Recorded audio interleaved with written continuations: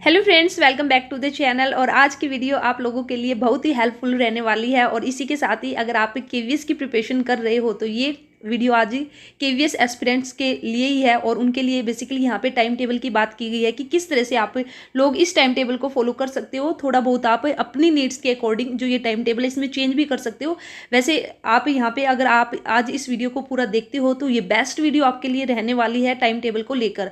अगर आप इसको फॉलो करते हो तो डेफिनेटली आप बिल्कुल अच्छे से अपनी प्रिपरेशन है उसको कर सकते हो, अपनी तैयारी है, अपना सिलेबस है उसको कर सकते हो। तो देखिए आप यहाँ पे देख सकते हो, यहाँ पे जो हमने स्टार्टिंग की है तो आपका यहाँ पे 5 AM से आपका स्टार्टिंग हो जाएगी। तो 5 AM आपको वेकअप एंड फ्रेशन अप होके 5:30 से ही आपको अपनी जो स्टडी है उसमें लग जाना है।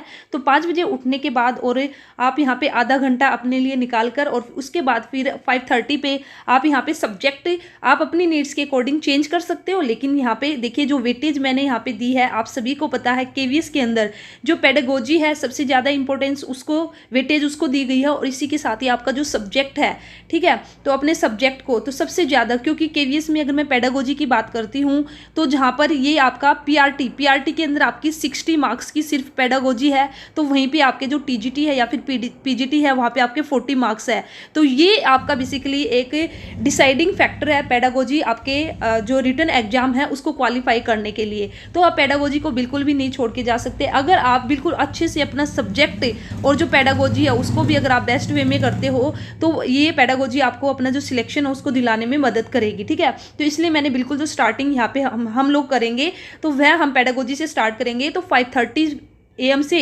8:30 AM के अंदर तो यहाँ पे टोटल आपके पास 2 आवर्स आपके निकल के आए हैं, ठीक है। 3 आवर्स यहाँ पे आपके निकल के आए हैं 5:30 से अगर मैं बात करती हूँ 8:30 तक। तो इसके अंदर आपको क्या करना है, जो पेडागोजी है उसको आपको स्टार्ट कर देना है। और इसी के साथ ही इस टाइम के ये 3 घंटे है, 3 घंटे के अंदर आप अपनी पेडागोजी प्लस में आपको जो भी हल्का फुल्का अगर किसी को कोई घर का काम भी करना है या और कुछ भी है, हाउसवाइफ है, अगर बच्चे स्कूल वगैरह जाते हैं तो उन सब के अकॉर्डिंग मैंने यहाँ पे 3 घंटे आप लोगों के लिए निकाल दिए है। तो 3 घंटे के अंदर आप अपनी पेडागोजी कीजिए और फिर उसके बाद अपना ब्रेकफास्ट वगैरह करके तो फिर यहाँ पे 9 AM से लेकर आपका 11 AM तक, ठीक है। तो 2 आवर्स हमने यहाँ पे आपका स्लॉट 1 है स्टडी के लिए। तो यहाँ पे जो फर्स्ट स्लॉट रहेगा ये रहेगा आपका सब्जेक्ट को लेकर, क्योंकि सब्जेक्ट के अपने आप में मायने हैं। तो 100 मार्क्स का आपका सब्जेक्ट रहने वाला है, तो सब्जेक्ट को आपको ज़्यादा टाइम देना पड़ेगा। तो इस तरह से आप पहले पेडागोजी कीजिए और फिर 9 से 11 बजे तक आप अपना जो सब्जेक्ट 2 घंटे अपने सब्जेक्ट को दीजिए। और फिर सब्जेक्ट को देने के बाद फिर बीच में 1 घंटा आप, ठीक है, आपको कोई भी अदर एक्टिविटी करनी है, थोड़ा रेस्ट वगैरह जो भी करना वो करके फिर 12 बजे फिर से लग जाइए। और 12 बजे से लेकर 1 बजे तक यहाँ पे 1 आवर मैंने हिंदी के लिए निकाला है। अगर आप चाहो तो 2 दिन में ही आप हिंदी कंप्लीट कर सकते हो, क्योंकि हिंदी में आपका बेसिकली आपसे ग्रामर पोर्शन आपका आने वाला है। लेकिन फिर भी जो अभी आपके 10 to 15 डेज आपका एग्जाम होने में, तो उसके अकॉर्डिंग अगर हर रोज भी आप 1 घंटा हिंदी को दोगे तो आपकी हिंदी है जो टिप्स पे हो जाएगी। नहीं तो आप चाहो तो यहाँ से टाइम निकाल के हिंदी को आप यहाँ पे आधा घंटा करके और यहाँ से जो आधा घंटा आपका बचेगा उसको आप अपना पेडागोजी या सब्जेक्ट या फिर आपका और अदर जो भी सब्जेक्ट जो आपका वीक है उसमें से आप यहाँ से निकाल सकते हो, ठीक है। फिर नेक्स्ट आपका 2 बजे से लेकर 3 बजे तक आप फिर इंग्लिश, क्योंकि इंग्लिश भी हमारा 10 मार्क्स की रहेगी, ठीक है। 10 क्वेश्चन आपके हिंदी से आएंगे और 10 ही क्वेश्चन हमारे इंग्लिश से आएंगे। तो दोनों हिंदी और इंग्लिश भी आपको जरूर करनी है, ठीक है। तो इंग्लिश भी बेसिकली आपका ग्रामर पर ज़्यादा, आपका वोकैब वगैरह है इन पर ज़्यादा फोकस रहेगा, तो उसके अकॉर्डिंग आप 1 घंटा इंग्लिश के लिए निकाल सकते हो। तो 10 दिन में आप हिंदी और इंग्लिश है इसको आराम से कर सकते हो। और इसी तरह से जो पेडागोजी है, तो 10 दिन के अंदर आपको पेडागोजी भी कंप्लीट करनी है। तो वह आप कैसे कर सकते हो, तो आपकी जो पेडागोजी है उसके अंदर आपकी टोटल 5 यूनिट है। तो अब आपको कोशिश करनी है कि भाई 2 दिन के अंदर आपको 1 यूनिट है उसको कंप्लीट करना है, तभी जाके सिलेबस आप कर सकते हो। तो इस तरह से 3 बजे तक आप करने के बाद फिर 1 घंटा आप रेस्ट कीजिए। 3 से 4 आपका ये थोड़ा टाइम भी ऐसा ही है, ठीक है। इस टाइम नींद जैसे आएगी तो आप यहाँ पे रेस्ट कर सकते हो। और रेस्ट करने के बाद फिर से मैंने यहाँ पे आपका जो नेक्स्ट सब्जेक्ट उठाया है वो पेडागोजी उठाया है। और 4 से 6 बजे फिर से आपको 2 घंटे, तो 2 घंटे यहाँ पे आपके, और कम से कम जो स्टार्टिंग में हमने सुबह 5:30 बजे पेडागोजी ली थी तो यहाँ से ज़्यादा नहीं तो 1.5 घंटा यहाँ पे भी हमारा आराम से निकल जाएगा। और जो बिल्कुल भी जो अपनी तैयारी पे ही है या फिर हम बोल सकते हैं जो अनमेरिड है, कहीं पे वर्किंग भी नहीं है, तो वे तो यहाँ पे डायरेक्ट 3 घंटे अपने निकाल चुके हैं, ठीक है। यहाँ पे 3 घंटे पेडागोजी को दे चुके हैं, तो वे उसके अकॉर्डिंग अपना यहाँ पे टाइम थोड़ा बहुत चेंज कर सकते हैं। लेकिन जो वर्किंग है या फिर बिजी हाउसवाइफ है तो वे यहाँ से 5:30 से 8:30 बजे तक अपना 1.5 घंटा यहाँ से निकाल सकती है। और ये 2 घंटा यहाँ पे हमारा हो चुका है कंप्लीट पेडागोजी का। तो इस तरह से हमें पेडागोजी को 3 to 4 आवर्स हमें, ठीक है, कम से कम 3 घंटे तो हम अपने निकाल सकते हैं 60 मार्क्स के लिए या 40 मार्क्स के लिए। और इसी के साथ ही फिर 4 से 6 बजे आपने पेडागोजी की और उसके बाद 6:30 से 7:30 बजे फिर आपका जो ये रीजनिंग है, कंप्यूटर है और जनरल अवेयरनेस और करंट अफेयर है, इसके लिए आप 1 घंटा निकाल सकते हो।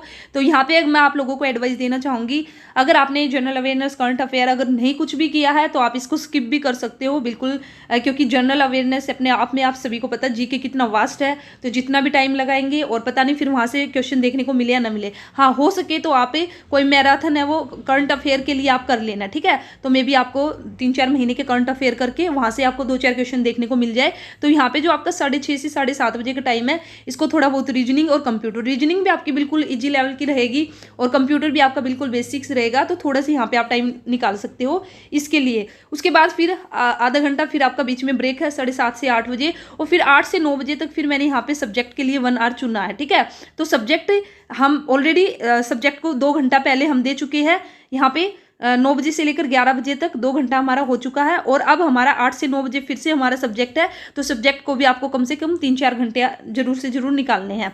और इसी के साथ ही फिर लास्ट में आपका 9 से 11 बजे मैंने यहाँ पे आपका रिवीजन का टाइम रखा है, क्योंकि रिवाइज करना बहुत ही जरूरी है। तो जो भी आपने एक दिन के अंदर जो भी जितना भी स्टडी किया है तो 2 घंटे के अंदर उसको रिवाइज करना बहुत ही जरूरी है, तभी आप अच्छे से उसको याद रख सकते हो। तो इस तरह से यहाँ पे स्पेशली मैंने मेंशन किया है कि भाई 2 घंटे आपको पेडागोजी के मैंने जो स्लॉट यहाँ पे निकाले हैं और इसी की तरह आपका जो सब्जेक्ट और रिवीजन है 2 घंटे आपको कम से कम। यहाँ पे अगर कोई बच्चा ऐसा है जिसके पास बिल्कुल ही टाइम नहीं है तो उसको कम से कम ऐसा जरूर करना पड़ेगा, 2 घंटे पेडागोजी के निकालने पड़ेंगे और 2 घंटे सब्जेक्ट के, और उसके बाद 1 या 2 घंटा जो आपके ये 5 मार्क्स के जैसे हिंदी इंग्लिश है इसके लिए कोशिश करना निकालने की। और फिर लास्ट में 2 घंटा आपको रिवाइज तो करना ही पड़ेगा। तो कम से कम 7-8 घंटे, ठीक है, 7-8 घंटे तो अब आपको निकालने ही पड़ेंगे इन 10-15 दिनों के अंदर, अगर आप अपना एग्जाम है उसको क्वालिफाई करना चाहते हो। तो देखिए आगे आप यहाँ पे ये जो स्टडी प्लान है ये आपका एक सजेस्टिव है, ठीक है।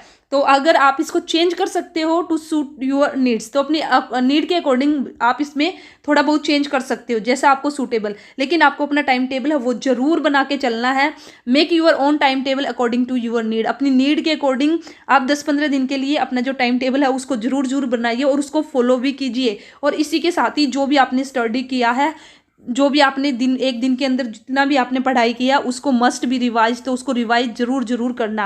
और इसी के साथ ही आपको हेल्दी डाइट लेनी है और 6-7 घंटे की आपको नींद भी लेनी है। तो देखिए there is no substitute for the hard work, तो हार्ड वर्क के लिए तो भाई कोई सब्सटीट्यूट है ही नहीं कि बस हम 1 घंटा ही पढ़ के हम एग्जाम निकाल लेंगे, नहीं। तो आपको हार्ड वर्क तो करना ही करना पड़ेगा। और आप लास्ट टाइम में जिनकी अच्छे से तैयारी नहीं है, जिन्होंने अच्छे से नहीं किया है, तो उनको कम से कम 7-8 घंटे अपनी स्टडी के लिए निकालने पड़ेंगे। और इसी के साथ ही ये जो टाइम टेबल आप फॉलो करोगे तो इसमें एक और आप ऐड कर लेना डेली की, आप पे 50 MCQ भी अभी से लगा लेना, ठीक है। वो यहाँ पे जो भी आपका टाइम टेबल है इसमें किसी भी टाइम में आप मैनेज कर सकते हो। 50 MCQ आपको डेली के करने हैं।